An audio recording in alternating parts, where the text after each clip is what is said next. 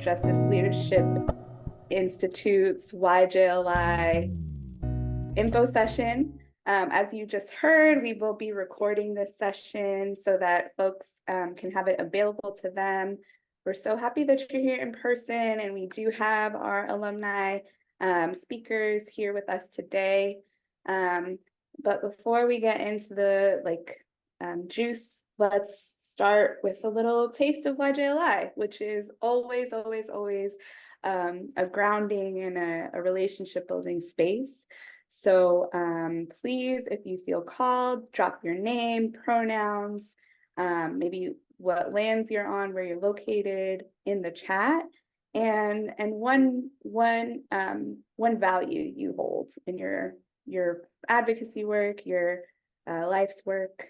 So I can go ahead and start with that. My name is Amore Alvarenga. I am the Director of Transformative Leadership here at the National Youth Justice Network. My pronouns are they, them.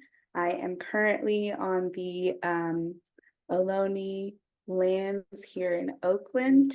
And a value that I carry is my name, which is love. I carry love in my work and in my day. So please drop your name, pronouns, where you're located in the chat, and get some energy going with those value sharing. I see Lupita, what's up? Hello. And I'm going to keep moving right along because we have about an hour, and I want to respect your time and place. So I did just want to welcome everyone into our space, and wanted to start with like a grounding moment. What I mean by grounding is taking a moment to come back to presence. There's so much going on in our world, in our context, in our work. And YJLI is a space where we are grounded in those values of healing justice, right? So what does it look like to take a moment to come back to our center so that we can fill our own cups in order to pour out into the larger community? So if you feel called, I'm just going to do a little bit of a heart-centered embodiment practice. It just looks like taking a moment to, if you want, put your hands over your heart and just see if you can rest into this heart space. See if you can slow your breath a bit. See if you can, if you feel called, you can also close your eyes and take maybe a breath here with your eyes closed. Exhaling. And on this next breath, bring your attention to your hands and heart space. Maybe feeling the pressure of your fingertips over your heart. Feeling that connection. And on this next breath, maybe imagining that you can gather some of the love that's in your heart, allowing it to flow into your fingertips. And then offering that out to your little work area. So moving your hands from your heart to your work area, wherever you're at, the screen, the space, this bubble. And just maybe recognize that the heart that you hold and all of your values that are connected to that heart is something you pour out into this world from your hands, heart to hands. Just a simple invitation, a simple practice to ground back in presence. So thank you for trying that on or playing with me. And we have a lot of great things to get to today. I will share the agenda now, welcoming you back to the space.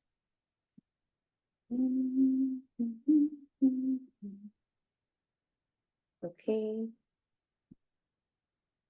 Can y'all see my screen? I feel like you're seeing weird things. No, you're seeing my screen. Ha, there it is. Okay, so today we're gonna go through, we did the welcoming, we did a bit of a grounding. Today you're gonna learn about what YJLI is, how to apply, and we have some alumni presenters today who are gonna speak to their experiences. And then we'll have a Q&A to answer any questions you might have about the Institute.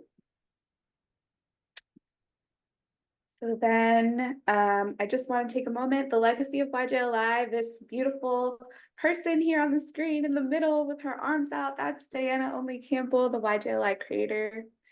And she says that if we honestly believe Black, Indigenous advocates of color are the best ones suited to lead, then we have to meet their needs. And with that sort of idea, intention, and vision, Diana Only Campbell started YJLI 11 years ago to support advocates of color who are best suited to transform the systems that impact us and our communities, who are closest to the harm and therefore closest to the healing, to meet our needs. So YJLI is a year-long advocacy fellowship for BIPOC advocates to deepen their leadership skills through the values of healing justice. I am a 2019 alumni, and I can say that YJLI deeply transformed my life, not just my career trajectory, not just the work that I do on a daily basis, but an integration of the values that I was holding in community alongside my advocacy work. And I'm excited to have our awesome other alumni share and speak to their experiences as well. So during this year-long fellowship, we do have monthly distance learning activities and cohort halls. We meet twice a month. And one of the meetings is specifically to learn advocacy skills. Each cohort gets to identify what they would like to explore together. Each cohort is invited. We send out a survey and say, like, would you like to learn more about funding? Would you like to learn more about transformative justice, restorative justice? Would you like to learn more about the landscape of youth justice leadership or youth justice movement at this time? And then the other cohort call is really to connect with your cohort members to talk about some of the issues you may be experiencing in the workplace and in your advocacy work as well. And then we do have a mentorship component. We have a range of mentors connected from previous YJLI alumni, as well as the larger NYJN network. And NYJN houses the Youth Justice Leadership Institute and is a member-based organization where we have members throughout the United States.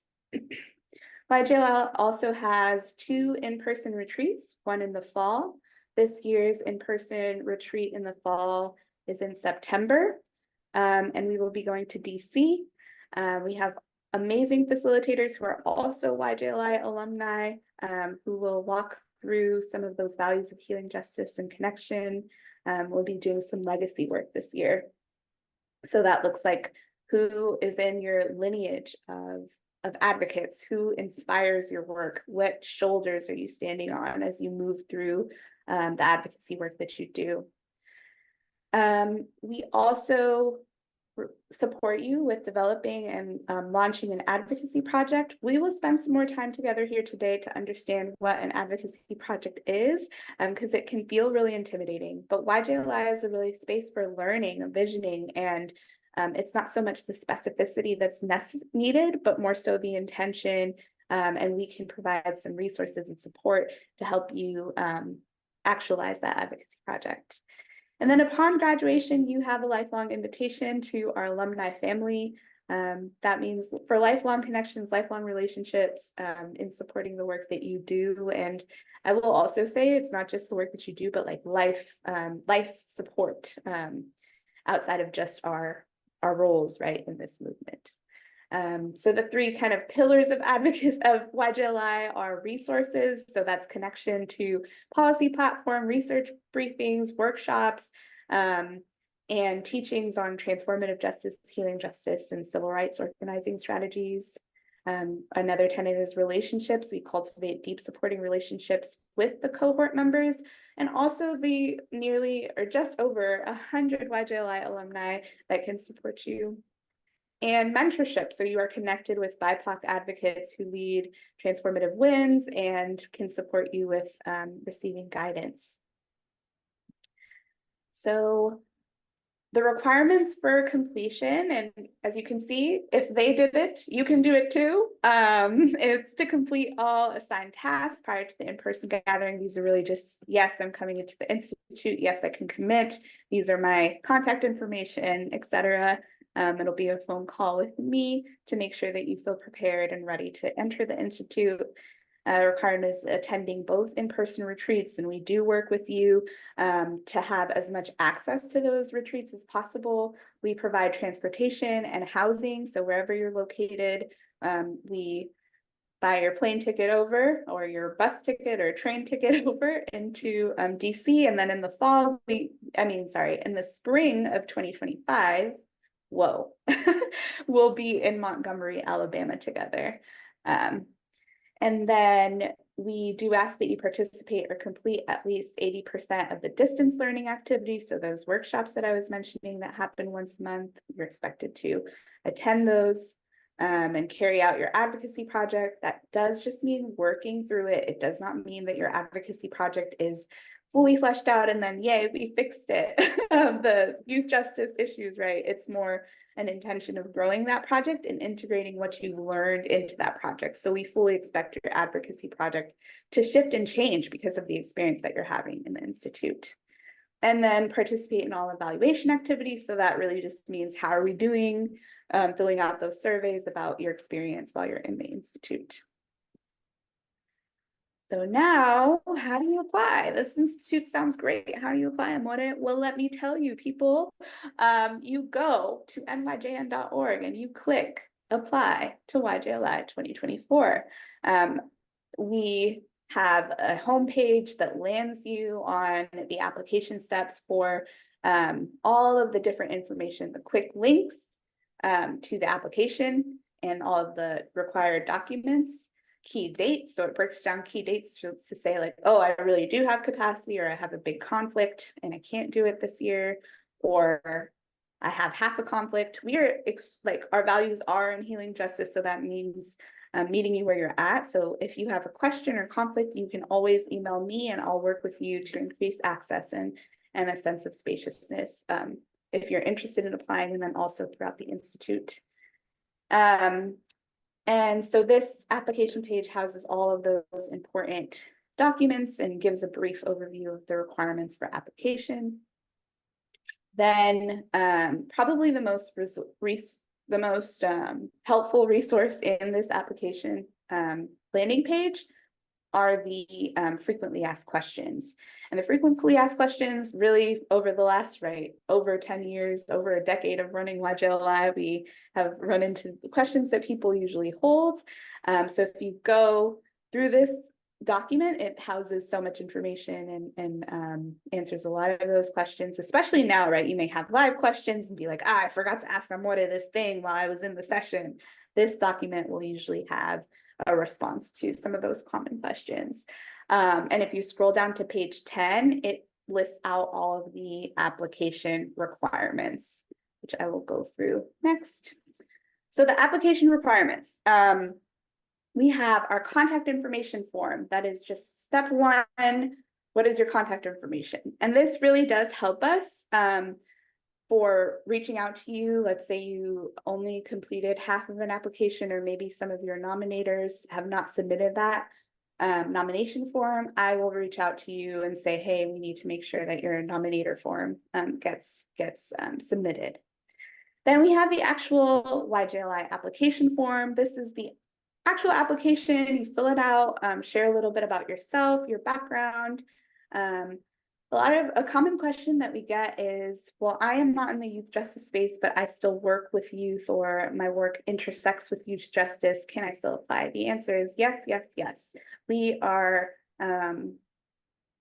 intersectionality. We value the knowing that youth justice cannot possibly be manifested without all of the other systems that impact youth also coming into play. So if you are someone, for example, working in the field of mental health, we would encourage you to apply as well. So you get to speak on and talk a little bit about yourself in this form, and then you get to talk about your advocacy project as well. For the application in of itself, your advocacy project, we just need a title, a mission, some sort of goals that you have, and maybe a timeline as well.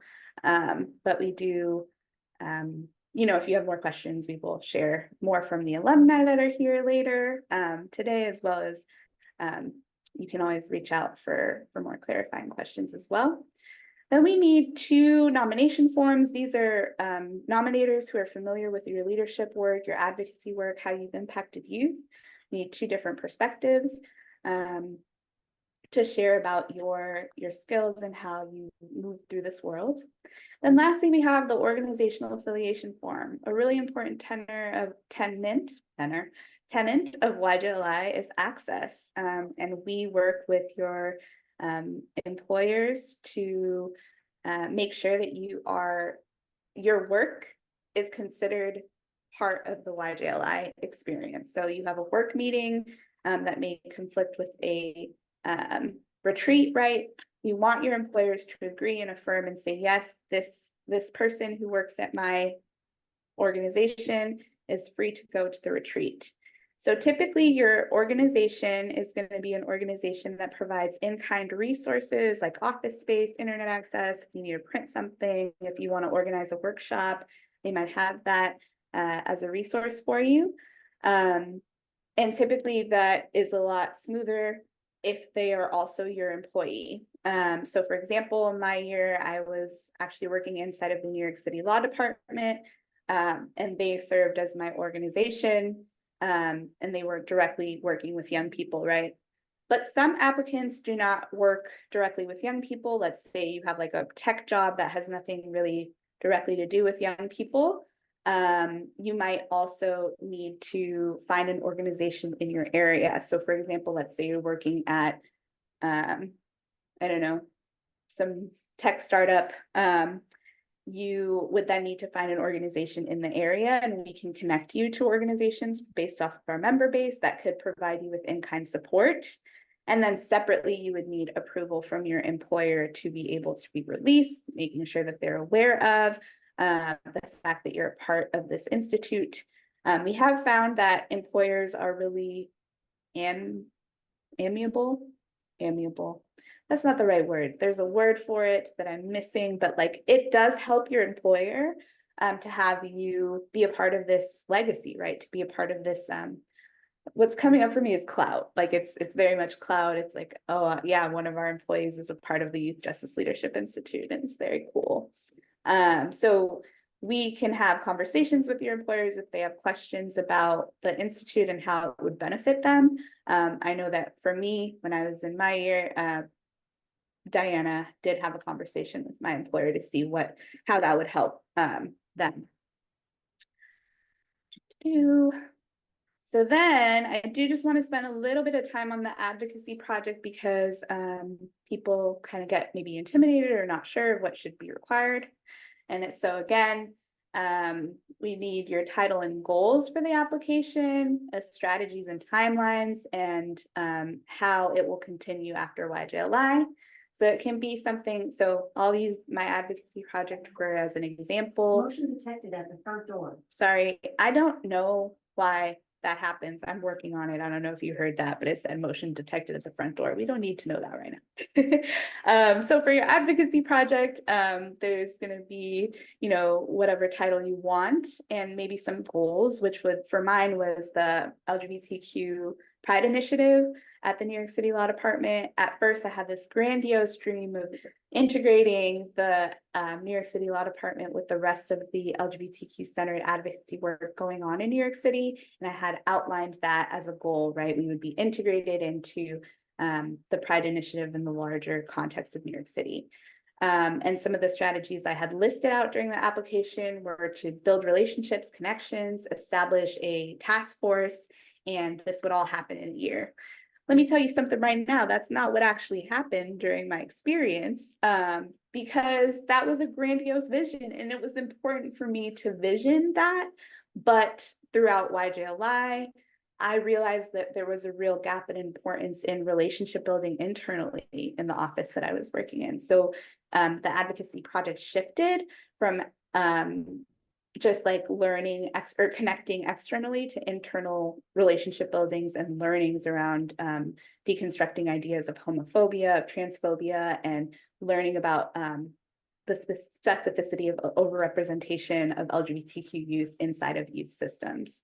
And that continued after YJLI. We developed a cohort internally, and then there was an internal trauma-informed training that supported folks in learning more about the harms that LGBTQ young people in the city were experiencing at the hands of systems of prosecution and incarceration.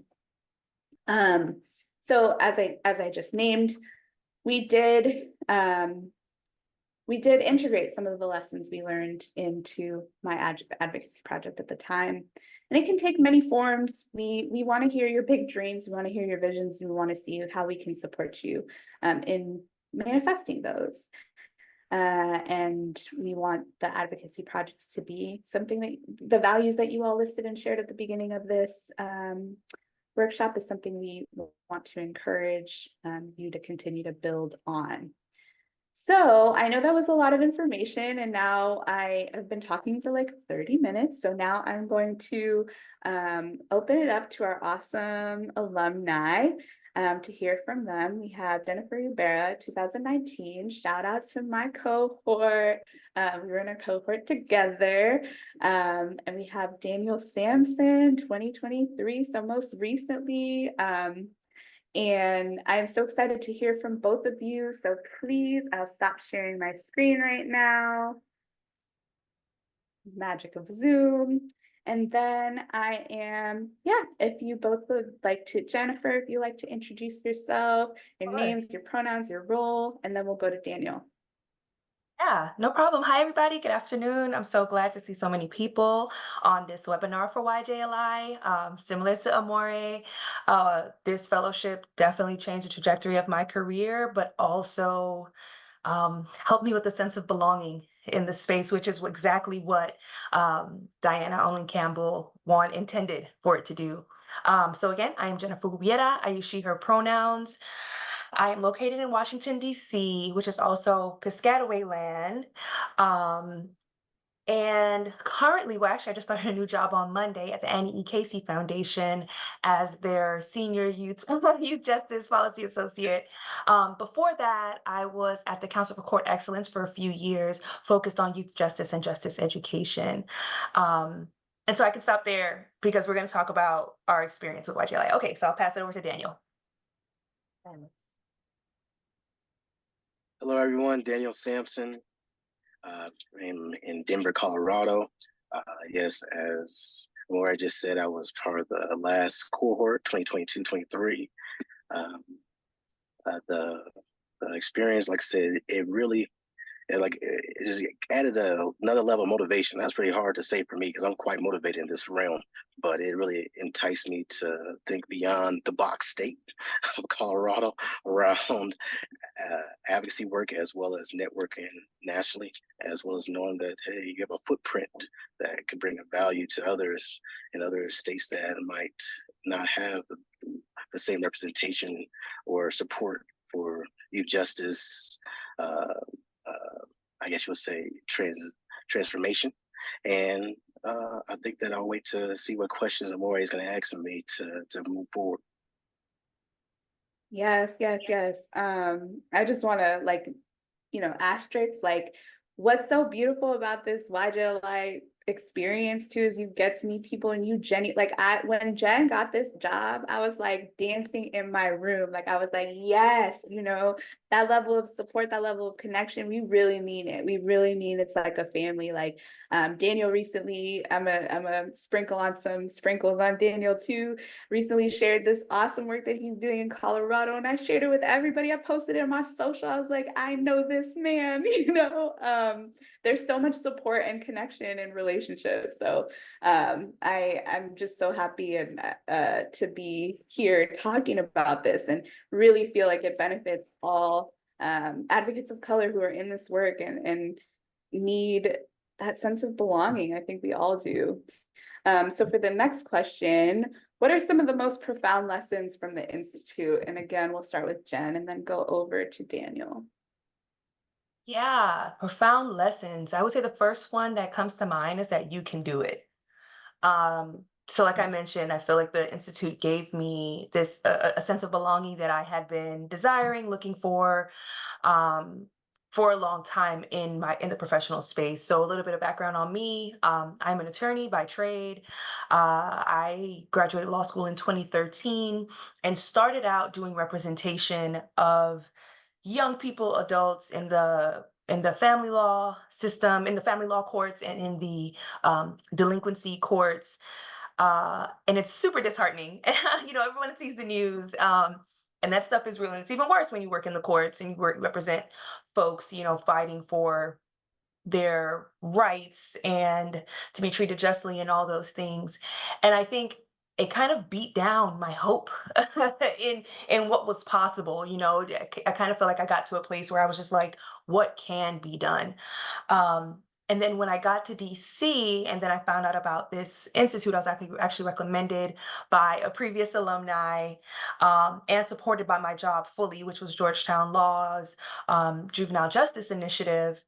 um, it, just reminded me that I am not doing this work alone, that there is power in community. Um, and even though things don't happen immediately, it can be done. And that sounds so simple and, probably something that we hear often and kind of pass it off. But when you're deep into this work, when you're looking in a child's face, you can really get, as some of you may know already, you can really just start to feel like this is hopeless. And so meeting other folks, building that community, knowing that you can pivot, because that definitely happened during our time in our cohort, from the work we were doing, and then not feeling guilty about it, but realizing whatever resources you're bringing in, whatever's happening timing wise, because our cohort actually went into the pandemic. So that was just a whole experience that even when timing and your resource and all those things come together to kind of take you out of the path that you were on, there can be greater things ahead. And I think my time in the cohort was representative of that. So much so that the project that I did during the cohort, I was like, oh, I'm not going to be able to finish, and what's going to happen with it, with the pandemic and all these things. And now, as of last year, we turned our project into a nonprofit with the teacher partner that I partnered with. So, and I actually didn't think about that until today, preparing for this webinar. I just kind of just been moving forward in addition to getting this new job. And yeah, that seed was planted with the YJLI cohort of 2019 to 2020. So I'll pass it over to Daniel.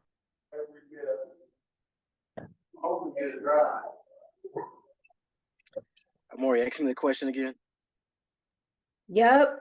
I didn't even know that. That's incredible, Jen. The question is, what is some of the most profound lessons you learned from your time in the Institute?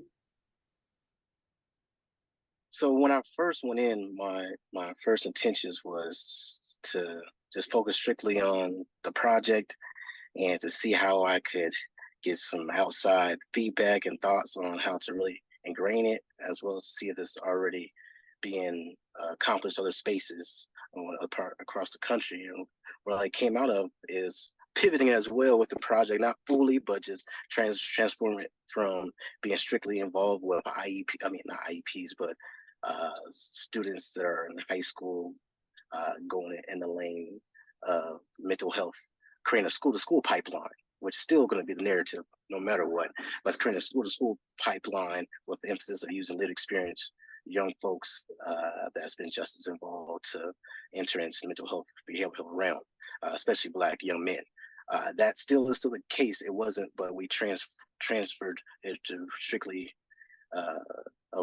with the transformation from being just aligned with schools, school focused school districts, and a part of their process to more community-based organizations, as well as other outlets beyond the school system itself. So that was kind of pretty unique that it happened within my time with YJLI. Other thing that really, like, I wasn't really going into there to receive healing for myself. Healing just being this work and learning about self-care, learning about true traditions of the land we live on. And that it was like almost a history lesson that I received as well, going through some of the healing practices and bringing that to my daily routines was something I never thought I was going to have. I was going to be was going to be introduced to me through this initiative, but that was really beneficial for me, especially for self-care and recognizing that you're not alone in this process, like Jennifer was saying. On top of that, man, taking a moment for yourself to rejuvenate and to find a sense of refreshment or a sense of of, of perseverance and value when things look like it's only dark. That was very helpful for me to receive some skills and some practices that I thought I was never going to get. And then I don't know if we're going to talk about Montgomery, but I'm going to talk about Montgomery real quick. I think that every single young person alive should take that trip or experience to take part in what Brian Stevens, my mentor, that he doesn't know he's my mentor, but this is being recorded, so hopefully he'll find out now that he's my mentor now. Put together down there when it comes to the museum. It was quite eye-opening, and I think it's quite necessary for anybody in this work to experience that and to recognize some of the history that, of course, is trying to be eliminated. But on top of that, is necessary for us to share with the youth behind us, as well as ourselves if we don't know either. Yes, yes. I mean the like transformative, the like coming, because I said, I was 2019 alumni and really relate to the feeling of I'm not here to get this healing. I need to do my advocacy work. And it's like, oh, I am the advocacy work. I am part of it too.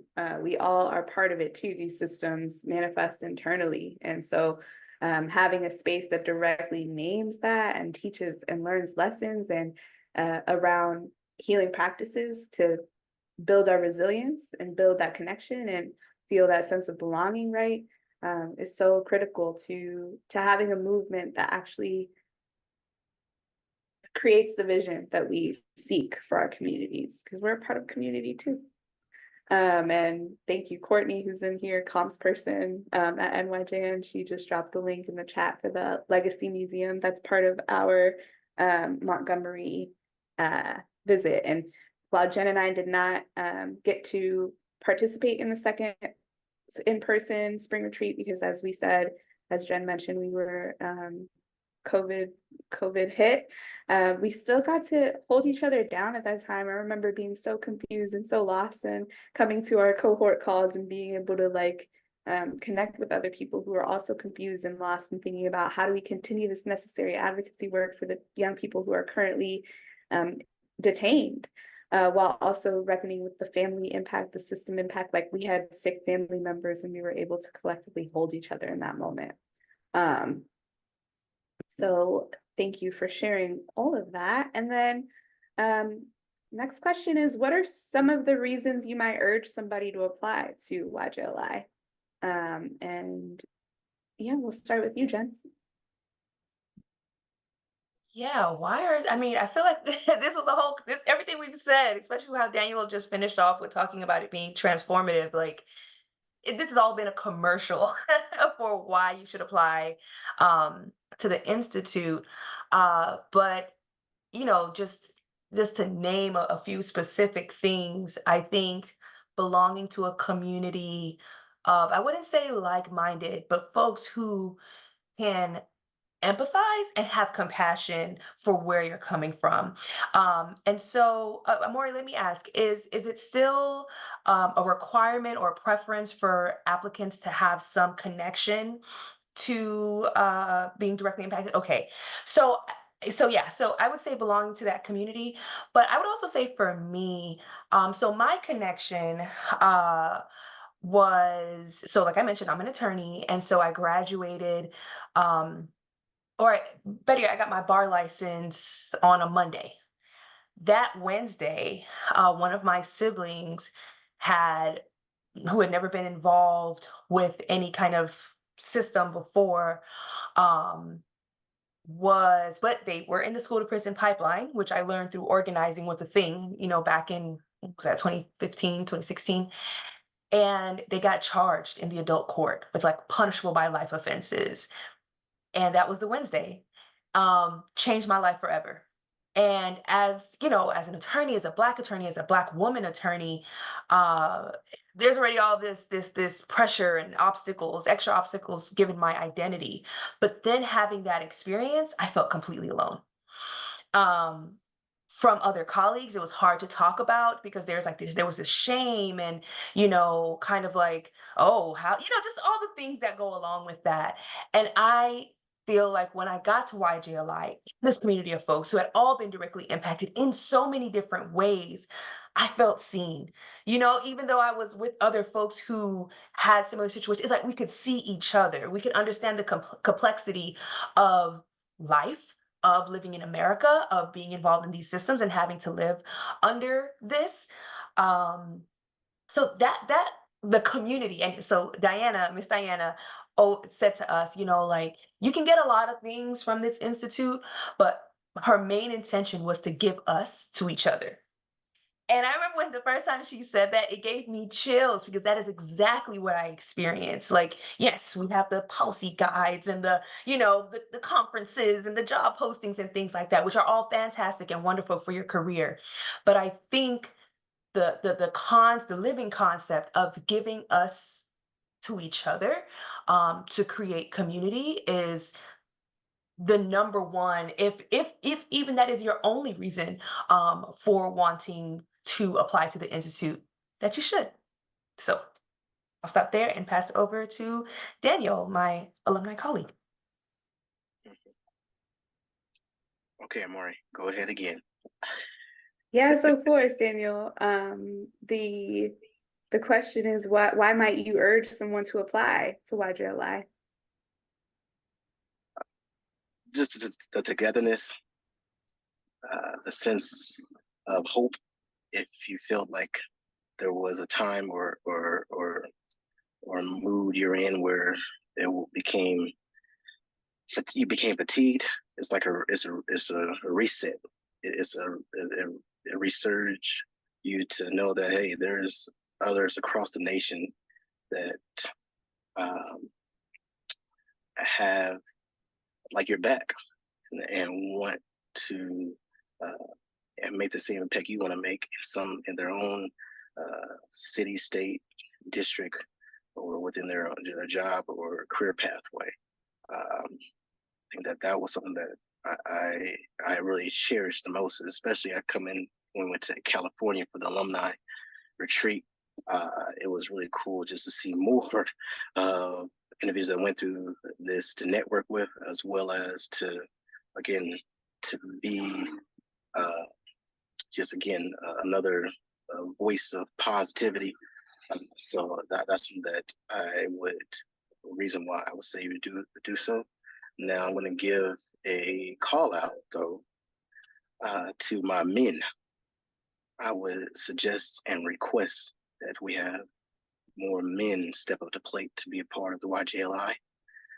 Recognize the numbers of young men that are involved in the juvenile justice system, and we should be at the forefront of this support, this abolishment of the system, if that's a word choice like I'm already did earlier. And realistically, it's just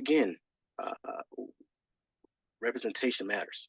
So I value the representation of our sisters in the courtrooms and spaces that they've been, I guess you would say, cast aside to be a part of. However, I most definitely feel that men need to see this as an opportunity for them to be a part of a network, a opportunity to really come together in brotherhood to support and to, like I said, change the trajectory of some of our youth and young men that are in facilities' lives. And this is a great vessel to do so. Yes, so powerful.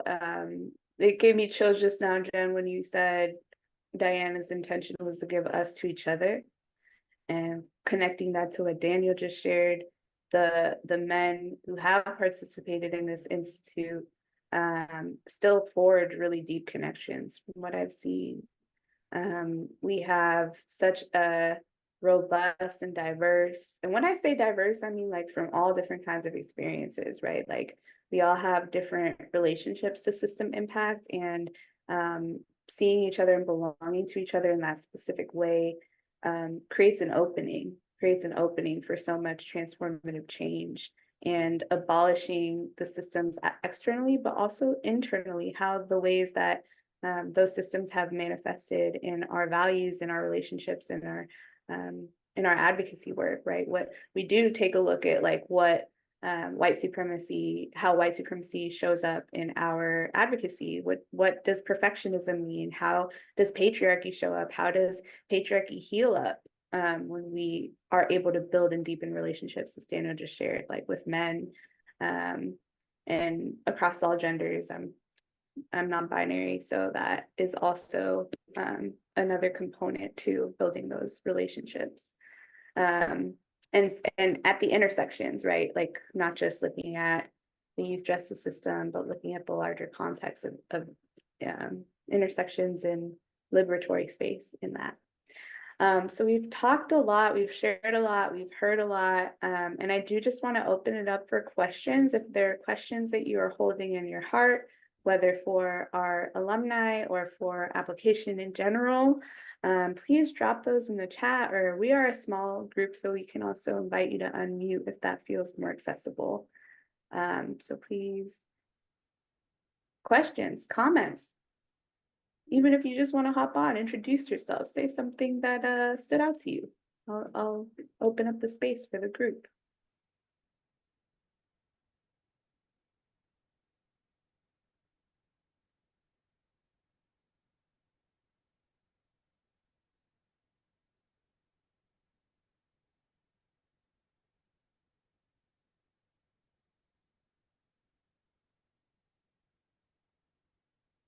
I can jump in. Let me turn on my camera.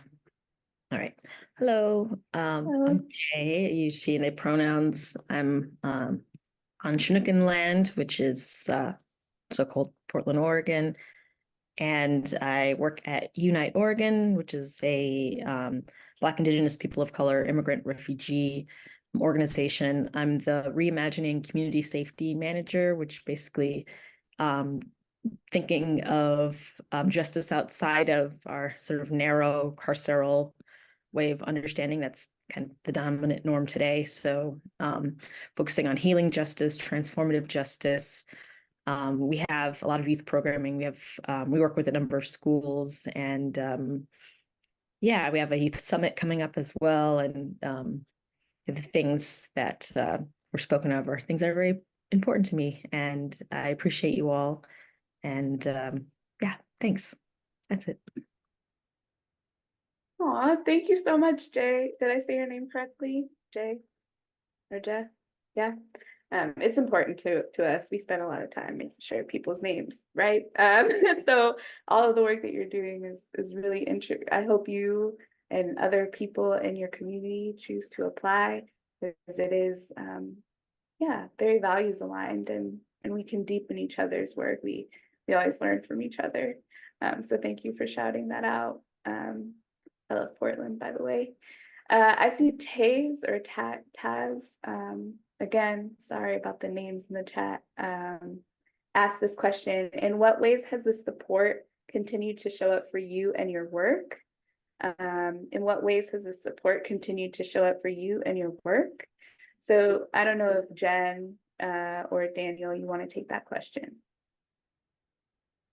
Yeah, I mean, Daniel should answer as well. I would say for me, whenever I'm doing something of note in youth justice, so like I have a penchant for partnerships. Like I'm always looking to see how I can collaborate with folks, not just to grow the work, because as some of you may know, if you're working in youth justice, There's not a lot of funding for it, not a lot of attention on it. People don't think it's an issue, especially when you're talking about Black children, children of color, Indigenous children. It's just like, oh, we don't see any issues. So I I have found, NYJN just overall to be support through either connecting me with other alumni organizations, providing me some helpful background information on relationships, and also just the practical things, the guides, the policy support. Melissa is fantastic. Who's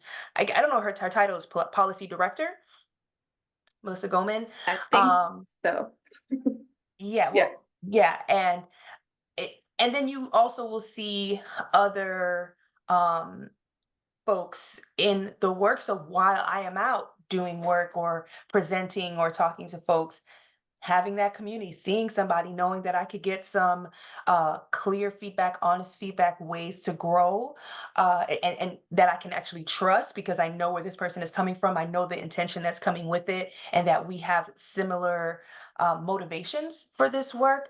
I feel like it just kind of gives you that cover, and so that's how it's supported me since my time in YJLI in 2020. Mm, mm.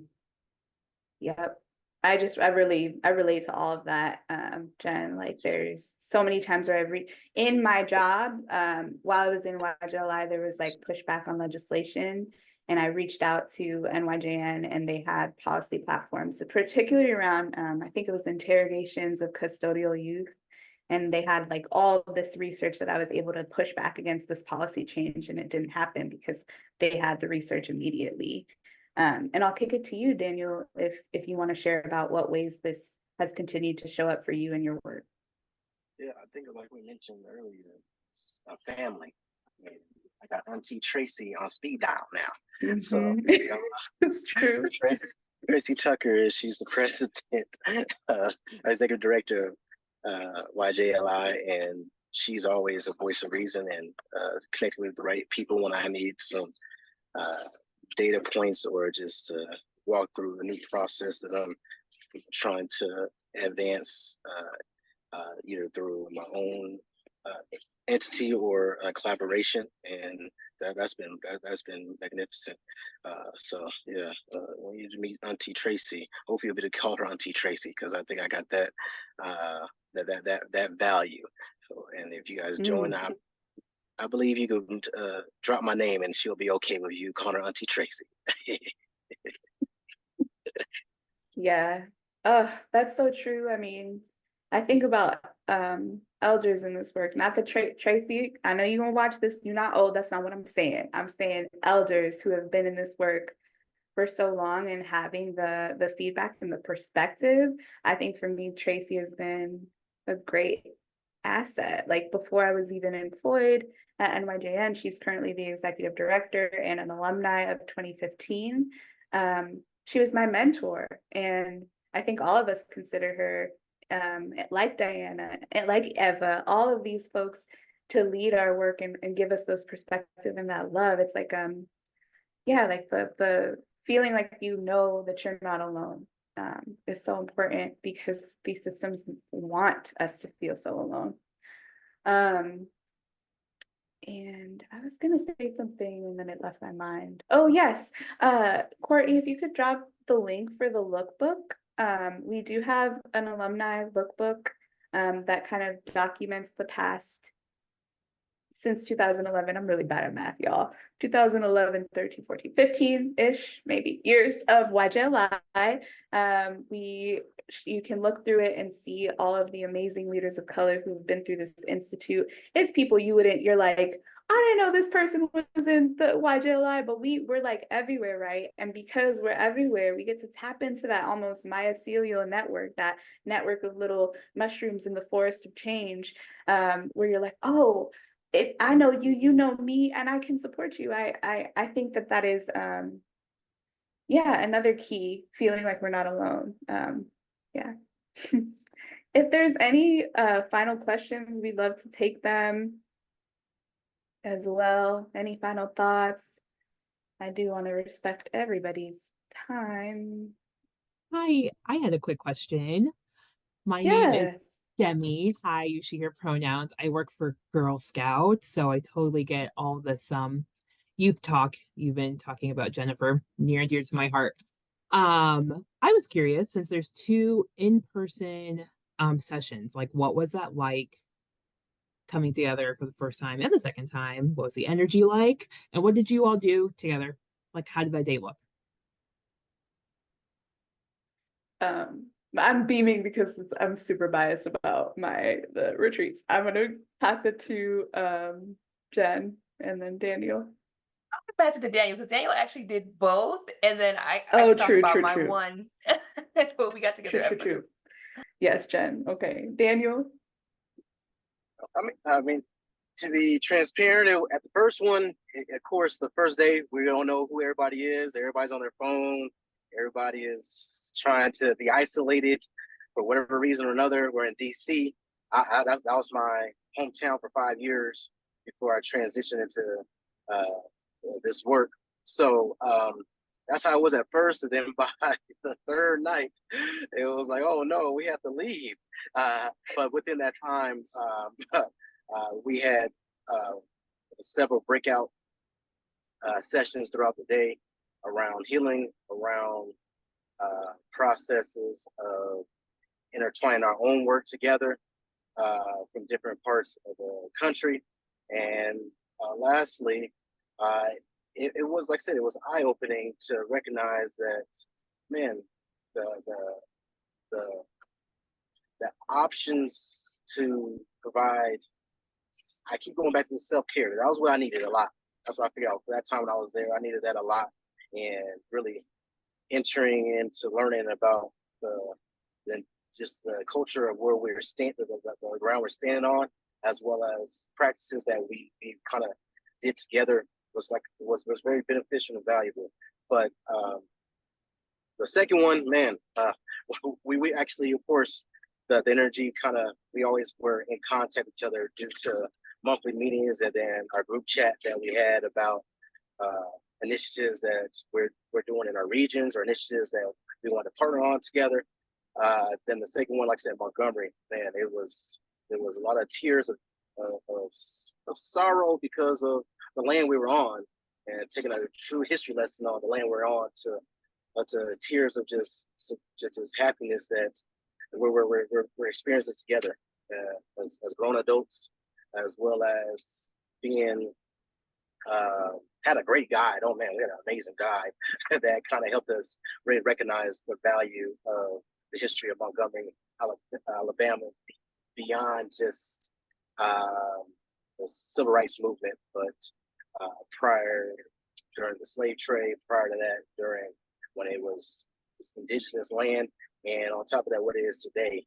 That was pretty unique to see. And then, like I said, the Legacy Museum was the top of the cherry on top, as far as just how much value that brought to what our work is a part of, and how we can, like I said, shape the minds of young folks that unfortunately have some significant obstacles in their way at this moment, as well as to expose to everyone that America has a very challenging history that, of course, we would know.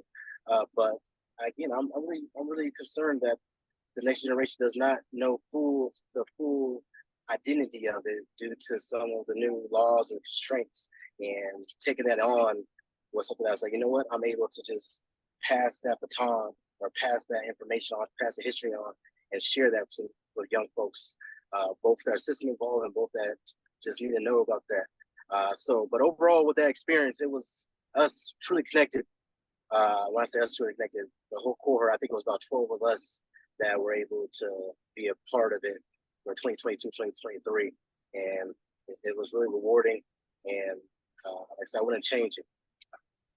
Yeah. I know we're at time, so Yeah. I'll just share real quick that at our retreat, and we all talked about this later, that when we walked in, it felt like we were with people we knew. To me, that was I'm a friendly person, but it was odd. It's like everybody had their heart in their hand ready. I'm not sure if folks have pre-conversations, but it was very interesting. And later, the fact that it was our only time together, it became that much more special. For some of us, one of our cohort members actually was an ED at Pink and Black and flew us out on Valentine's Day weekend to come to Omaha, Nebraska to see a house that she was opening with her organization. And it was so beautiful to see the power of, you know, folks coming together to see, you know, they were further along in their, she was further along in her work than we were individually, the folks who had came. But having experiences like those come from this cohort, come, you know, from the year that you have together. I will say, you know, when we meet each other during the month to get like the practical skills, you know, every month to get the practical skills, learning about, you know, different topics, that is also helpful to kind of like do brain trust and figure out how we think and how we can strategize. But all of it is part of that relationship building, which makes those retreat spaces even better to connect around these ideas. And I think most folks are surprised when they get together, like, oh my gosh, there's people who kind of think like me or who feel the way that I do in different parts of the country. And that gives you confidence. So yeah, love the retreat. And I need to go to a YJLI connection thing at the national convening. So hopefully this year will be that year and get to see everybody. Yes, yes, yes. So many good things shared here. Pulling out right now, Jen just shared, right? Dominique was someone who was an executive director. I was like new into not new, but like very new into my work inside of advocacy because I was doing on the ground grassroots work, right? And so it's important to recognize everyone from all skill levels, all places in your career is welcome to apply as well, because we like to curate an experience where we're learning from each other, where, you know, whether you're deep in healing justice, someone like Jay, who's leading the organization in Portland, right? You know, Portland through values of healing justice, and you're well-versed and familiar, to someone who's never maybe even heard of healing justice, but that kind of sounds cool, maybe you're interested in. We need those different various perspectives to like broaden our minds, broaden our spirit, broaden our capacity to integrate and heal in this way and move forward. And like we go deep. I like to say we go very deep in the sorrow so we can go even deeper in our joy. And I feel like those retreat spaces definitely cultivate that spirit. So yes, we are at time. This has been such a lovely, we also had so much, we had so much fun at the retreat. Oh my goodness. Yeah, just unforgettable moments together. We do have like built-in fun time together. We go to a nice dinner, for example. We always prioritize good food. So I hope that this all spoke to your heart and spirit and mind, and maybe opened you to the possibility of joining with us here at YJLI. I just wanted to end on this metrics page. We have 105 YJLI alumni across 36 states. We've existed for over 12 years, and over 72 of our alumni are in leadership positions, and have mentioned and named that this experience was incredibly supportive in their career path. So I hope this spoke to you, and please feel free to reach out should you have any questions. Thank you so much to our alumni who joined us today, to our Courtney who was over here in the chat answering questions, monitoring the chat. Thank you to Jen and Daniel. Thank you to all of you for being here. Please apply. It will benefit you. And hopefully you got something out of our time together today. So with great care and respect, I hope you have a great rest of your day. This recording will be available on YouTube, and you can't see the metric page. Whoops. It's great. I spoke to the alumni. The alumni are here. They're amazing. They're awesome. Look through the lookbook. It's beautiful. And also you're like, what? That person was in it? No way. So yeah, I just so much love to all of you. Have a beautiful rest of your day. And I'm so excited for those of you who feel called to join us. Bye. Thanks, everyone.